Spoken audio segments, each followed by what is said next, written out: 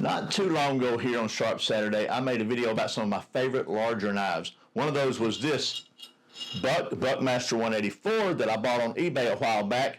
This one was released, I believe, in 1984, and I always thought it was pretty cool. I finally just got on eBay and bought one because they have certainly been discontinued.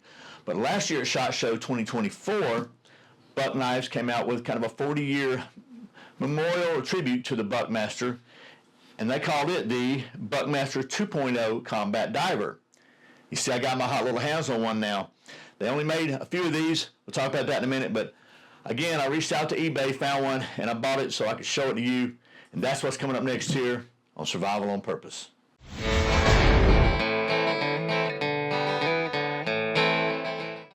Welcome back to Survival on Purpose. My name's Brian. Thanks for joining me for another Sharp Saturday video where it's Saturday and we take a look at something sharp.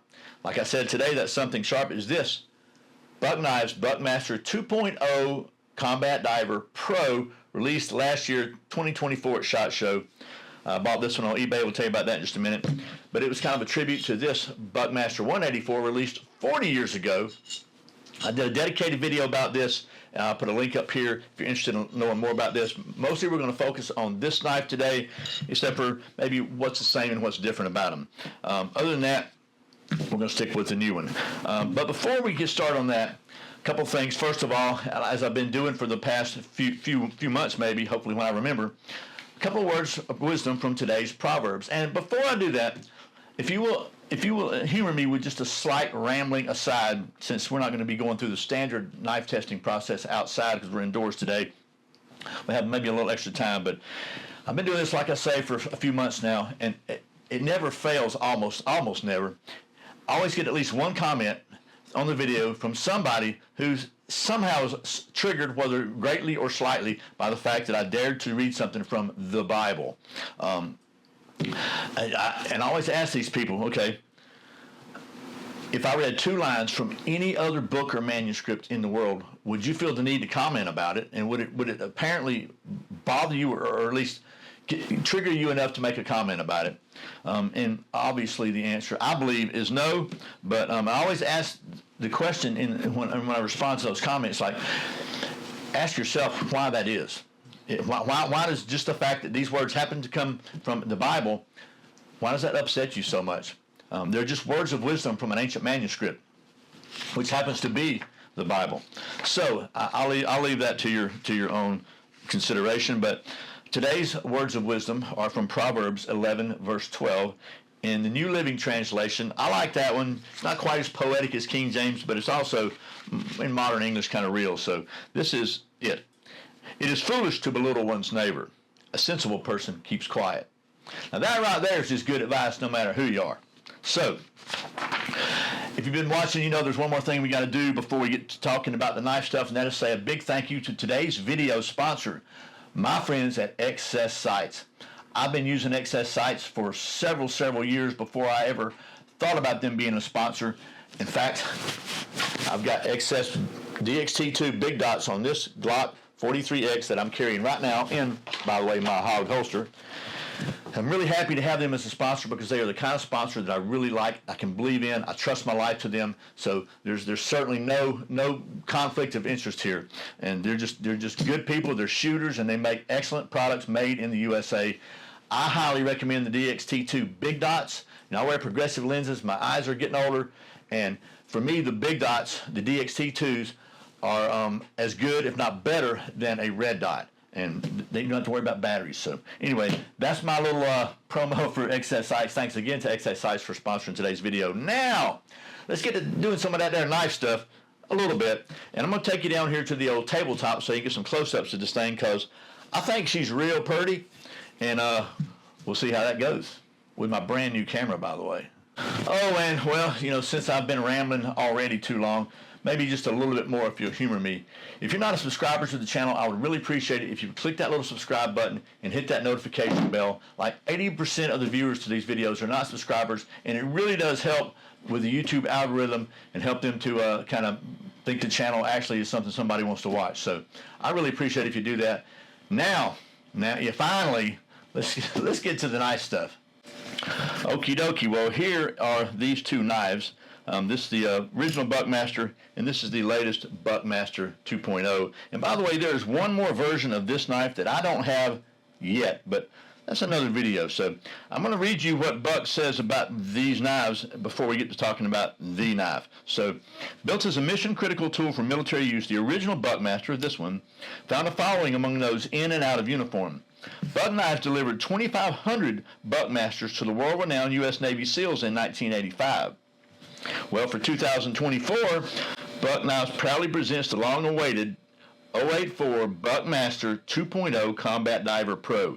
This knife was built to exacting standards with the direct input of current and former service members, including retired U.S. Navy SEAL Commander D.T. Coulter. Commander Coulter's 55-year journey for the perfect dive knife led to the creation of the Buckmaster 2.0. So we'll set this one aside for a moment. And also, I got to give a big thank you. As I said, I bought this knife on eBay. It came out in 2024. I think I maybe did a quick little thing on it from SHOT Show, but man, it was like, it wasn't even for sale then. When they put it for sale, they only made 1,000 of these total, and it was around $800 MSRP, and I just couldn't make myself do that. So I didn't get one then. And then lately, I've been just kind of regretting that. I got on eBay, and I found one. I found one at a site called AG Liquidations, and I'll put the link to his site below because I told him I would. He seemed like a pretty nice guy. He shipped this thing very quickly. It was very well protected. Everything was exactly as he said. It looks like it's completely brand new. There were no marks on it. Mostly, he sells CDs and vinyl records, actually. But you know, I looked on there, and he had 2 or 3 people had one. He had one of them, and I wound up going with him. So there's that. Now, let me get my other page of notes out here, and let's start talking about this knife in more detail. As I said, there are only 1,000 of these made in 2024, and it is 100% made in the USA. The blade is 6 3/4 inches long, 0.23 inches thick in the middle. It's a spine because it's kind of a double edge with a false back edge. It is a spear point 420 HC steel, which Buck is really good at, with a specially formulated heat treatment by Paul Boss and a black Cerakote finish.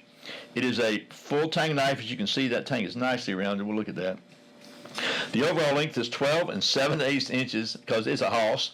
The knife with the wings that comes with it, we'll talk about those in just a minute, weighs 17.5 ounces. And altogether, sheath, wings, knife, and everything is 27.2 ounces, which is 1 pound, 9.2 ounces. So again, it's a Hoss.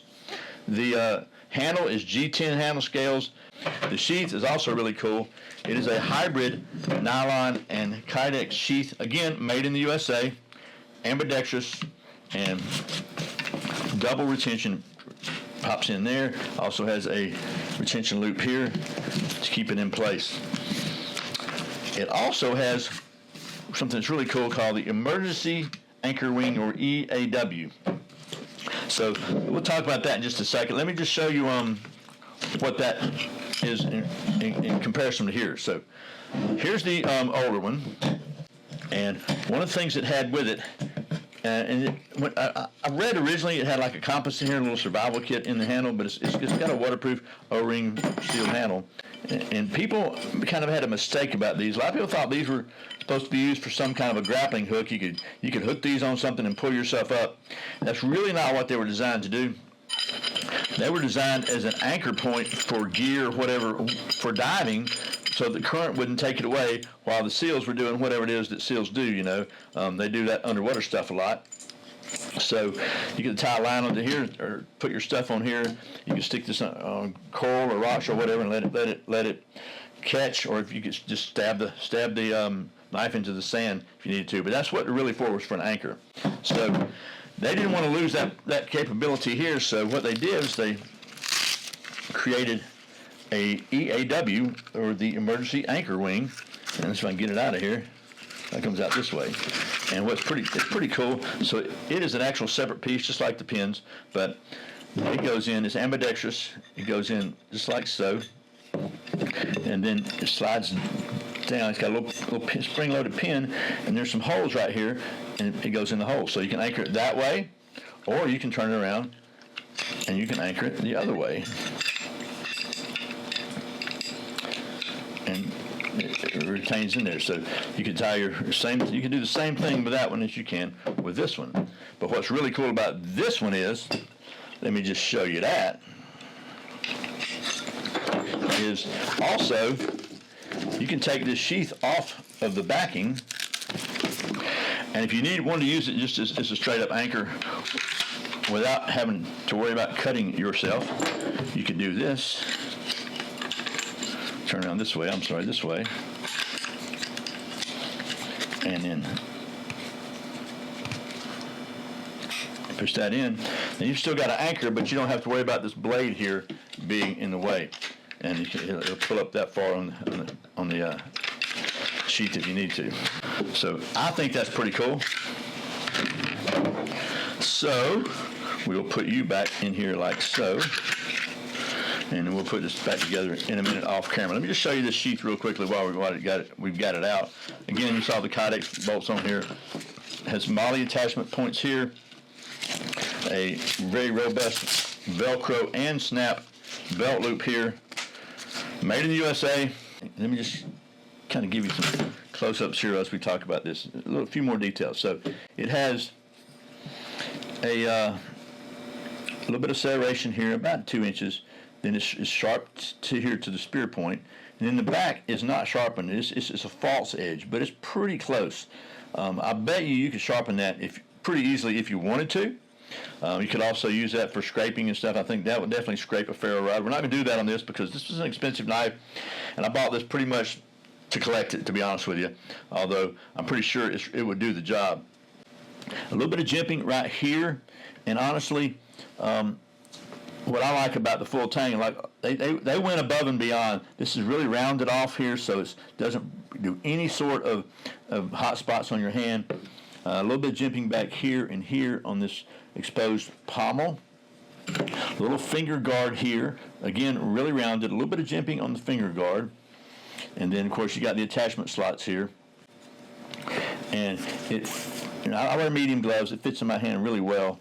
But it feels good. It feels nice and balanced, and she's pretty. So, as I said, we're not going to do all the standard knife testing, but we are still about the science here. So one of the things I thought I would do, is kind of do the internationally standard sharpness test, the redneck sharp test, and we'll just see how well it performs on that. Because we got to do some kind of science, right? So I'm gonna get the old testing medium here, and try to go left-handed and see what she does.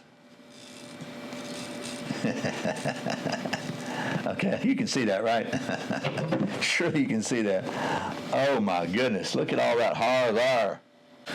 All righty, well, that's really that's it. That's the 2023. They got the 2023, but it didn't come out till 2024. They made 1,000 of these, like I say. You can find them on the old internet now for somewhere around us, 500 to 600, whatever. They're up there, okay? And I'm not a huge knife collector, but I have really got interested in these knives. And like I say, there's one more that I got my eyes on. I haven't pulled the trigger yet, but you never know. And it's basically one like this, but it has a non-hollow handle. It's just like a skeletonized handle with this kind of blade on it. So I don't believe it has the pins or anything like that. It's just a knife, but that is pretty stinking cool. So that's the Buckmaster 2.0 Combat Diver Pro. When Chuck Norris goes to a restaurant, the waiter tips him. All righty, well, hopefully that was a reasonably informative and at least moderately entertaining look at this Buck Knives Buckmaster 2.0 Combat Diver Pro, which I know is a little bit different from most of our Sharp Saturdays where we actually take knives out and use them, but this is more of a collector's knife, and to be fair, I'm not really a knife collector, but I have developed a weakness for these knives for some reason. Maybe it's just because I really like buck knives and I really like big knives, and these are pretty stinking cool. So, like I said, there's one more. So maybe I'll have I'll be a 3-knife collector. But anyway, either way, I hope you've enjoyed this video. I really sincerely appreciate you watching Survival on Purpose. Remember, survival is not an accident. So be prepared. I'll see you next time.